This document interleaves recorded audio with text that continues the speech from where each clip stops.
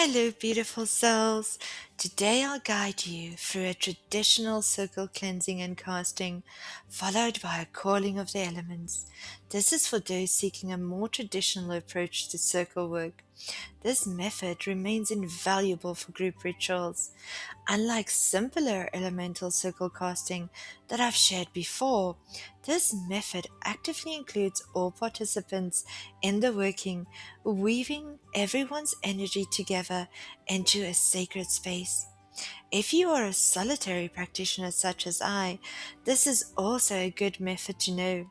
I will speak throughout this video about how it can be adapted as well to suit your individual needs. On a personal note, before we begin, a quick word. I know this background isn't perfect. I recently moved and my magical tools are very far away. I'm not sure when they will be shipped to me, but I didn't want to wait any longer to start this channel. So here we are, background and all. Thank you all for being here. This channel is about sharing knowledge, and with 3 decades of practice behind me, I hope you'll find something useful on your own journey along the Witch's Road. A quick magical announcement. Today is the full moon, the worm moon, and today at 9:11 p.m. UTC time, there will be a lunar eclipse. Full moons are powerful times for completing magical work, and eclipses add extra energy. This makes it an excellent time for shadow work, letting go of what no longer serves, divination, and spirit communication. I'm thinking of including these announcements such as this going forward. Let me know in the comments if you'd like to see more of these. Now, on to the reason why we've all gathered here today. This video is a series of exploring more traditional ritual practices. I've used this type of casting many times, crafting rituals with this outline. Not every spell requires this detail, but when you need a full casting ritual, this method is here for you, freely shared. All I ask in return as an energy exchange is a like, subscribe, or a comment. If you find value in what I'm doing, please support me.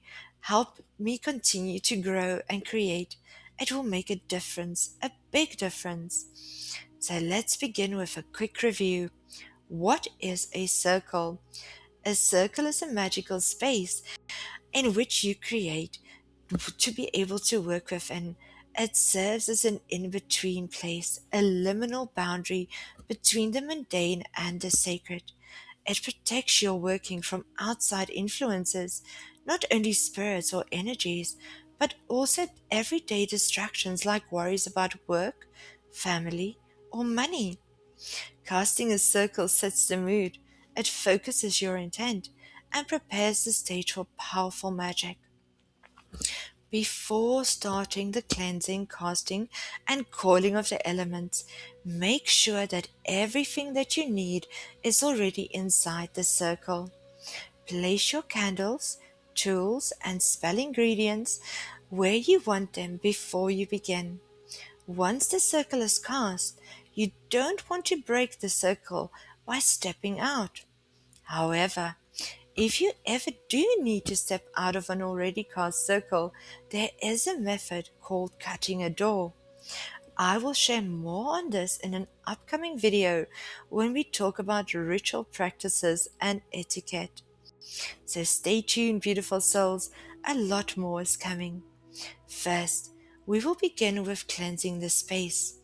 Magical cleansing removes any unwanted energies from the area where you will be working. This can also be done by yourself and on yourself. And many covens will cleanse members before they enter the circle. If you wish to cleanse yourself, do so now. A simple way is with incense. Pass the smoke over your body in sweeping motions, imagining all the unwanted energy falling away. This could be done outside of the circle. you are about to cast. The most traditional way to cleanse a ritual space is with a besom or broom. Begin in the east and walk counterclockwise, also called windowshins, around the area. Sweep the ground lightly or just above it, since you're not actually physically cleaning, but energetically clearing. Sweep outward, visualizing stagnant energy being brushed away. As you move, recite, sweep, sweep, I cleanse this space. Sweep, sweep, I bless this place. Continue until you return to the east. Your space is now cleansed. Some traditions use clockwise or deosil for blessing and counterclockwise for banishing. Here, the counterclockwise motion emphasizes clearing away energy before casting. So now you are ready to cast your circle. Stand once more in the east. Take a deep breath. Gather all the energy from your center into your hand. Traditionally, an aphame or a wand is used.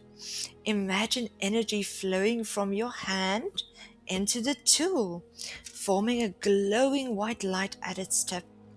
Raise your aphame or your wand and begin walking clockwise, deosil, around the circle. As you move, visualize not just a ring, but a sphere of light forming all around you. It extends below the earth and rises above you to create a dome of protection. This visualization will take practice. Try forming a sphere of light around yourself during meditation to strengthen your skill. If there is any interest, I can share a guided meditation on that in a future video. So here's the incantation you will need for the circle casting. Recite this incantation while walking around the circle, visualizing the circle being formed. I've weaved a circle of radiant light, a shield of safety, strong and bright. No shadow or harm may enter here, only peace and love draw near. Within this sacred boundary I stand, guided by will, heart, and hand. Love flows inward, love flows out. The space is sealed, of that no doubt, by the wisdom and the power of the old ones. So let it be, the work begun. Once more, you should now find yourself standing in the east. The circle is now cast. You are now ready to summon the elements. We will invite the elements to join us. In traditional witchcraft, these are often called the guardians, the watchtowers, the quarters, or the spirits. Use whichever name feels most comfortable to you. A small note here. Witches in the southern hemisphere often adjust directions of the elements. In that case, south would represent earth and north would represent fire. For the sake of this video, I'll share the more commonly known Northern Hemisphere casting, which I have found to be just as effective. If you are in the Southern Hemisphere though, I encourage you to make adjustments as needed, or as you feel guided to. Before starting the summoning, every quarter you call, try to visualize the guardian of that quarter becoming present as you recite the incantation. Once the incantation is complete, light the candle of that quarter before moving on to the next quarter. I have listed some examples under each element to guide you with the visualization, as well as suggesting a candle color for each quarter. We will start with air, the east. Here are some associations for the element of air. The gender is male. The colors are yellow, white, sky blue, and pastels. The elemental beings are sylphs. The emotions are thoughts, focus, clarity, and knowledge. The natural correspondences are sunrise, birds, wind, clouds, and mountaintops. These associations will help you visualize the element when calling the guardian. I use a yellow candle as a physical manifestation of air. Recite the following incantation while facing east, hands lifted like this. Hail to the guardians of the watchtowers of the east, powers of air and invention, hear us. I do summon, call, and stir you up to witness our rites and to guard this circle. Come and join me now. Once the incantation is complete, light the candle. Next, you will walk to the element of fire. Here you will invoke that element. Here are some associations with the element of fire to help your connection and visualize the element. The gender energy is male. The colors are red, gold, crimson, and yellow. The elemental beings are salamanders. The emotions are power, passion, courage, and creativity. The natural correspondences are noon, lizards, flames, volcanoes, and deserts. For fire, I recommend using a red candle. Recite this incantation while facing south. Again, lift your hands such as this. Hail to the guardians of the watchtowers of the south. Powers of fire and passion, hear us. I do summon, call, and stir you up to witness our rites and to guard this circle. Come and join me now. Once the incantation is complete, light the candle. Now we move to the west of the circle, to the element of water. Here are some associations for the element of water. The gender energy is female. The colors are blue, aqua, indigo, and black. The elemental beings are undines. The emotions are love, intuition, sensitivity, and empathy. The natural correspondences are twilight, fish, dolphins, oceans, lakes, and rivers. For water, I recommend using a blue candle. Recite this incantation while facing west, hands lifted, again such as this. Hail to the guardians of the watchtowers of the west, powers of water and intuition, hear us. I do summon, call, and stir you up to witness our rites and guard this circle. Come and join me now. Once the incantation is complete, light the candle. Lastly, we will move to the north of the circle, the element of earth. Here follows the list of associations for the element of earth. The gender energy is female. The colors are green, brown, and black. The elemental beings are gnomes.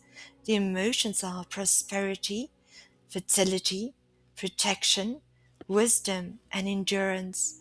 Natural correspondences are midnight, horses, cows, caves, forests, and fields. For earth, I recommend using a green candle.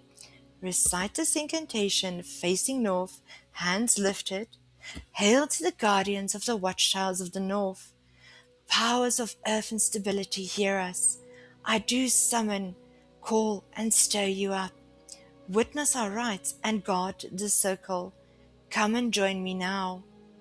Once the incantation is complete, light the candle. So now you have called all of the elements. Remember, these incantations are suggestions. As you grow in your craft, you will want to write your own words, shaped by intuition and personal connection to the elements. Some prefer the words invite instead of call. It is a gentler way to summon the guardians. The words you choose are yours, and your intent is what truly matters. Should you be using this casting method for group work, it is also recommended that you align these roles for each element with different participants in your group. That way, everyone can participate in an active role and contribute something to casting the circle. If you are a solitary practitioner, you can fulfill all of these roles yourself.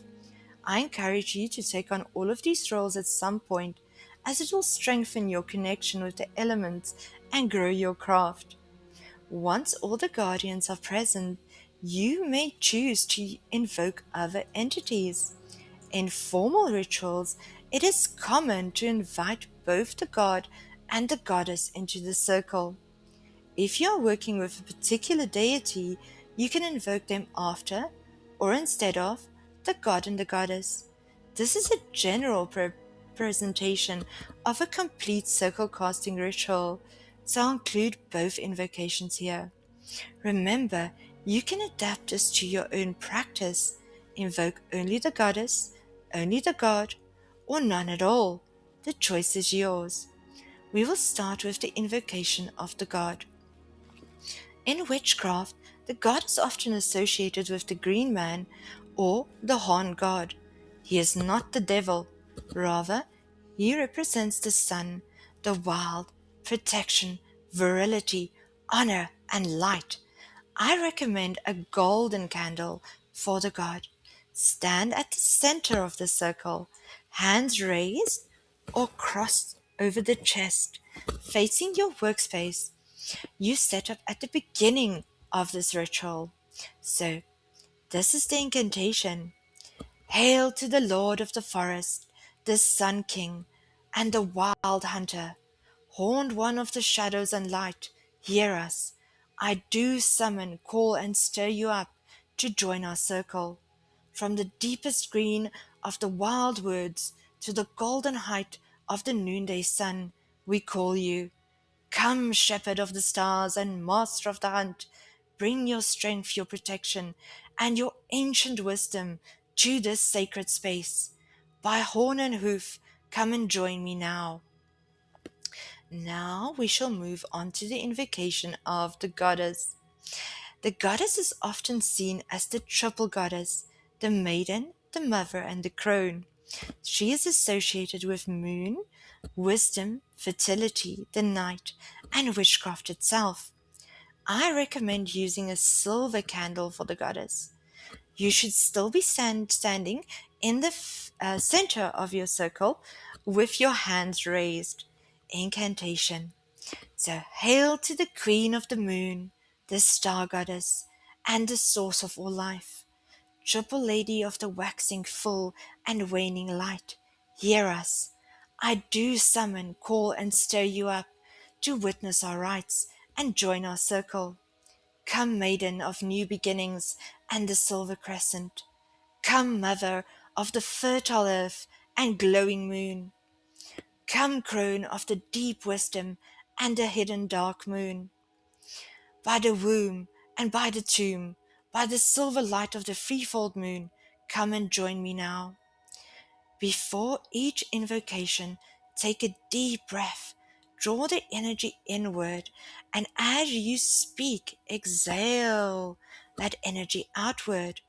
Sometimes the guardians, the god or goddess may reveal themselves during invocation through a feeling, a sound, a vision, a scent.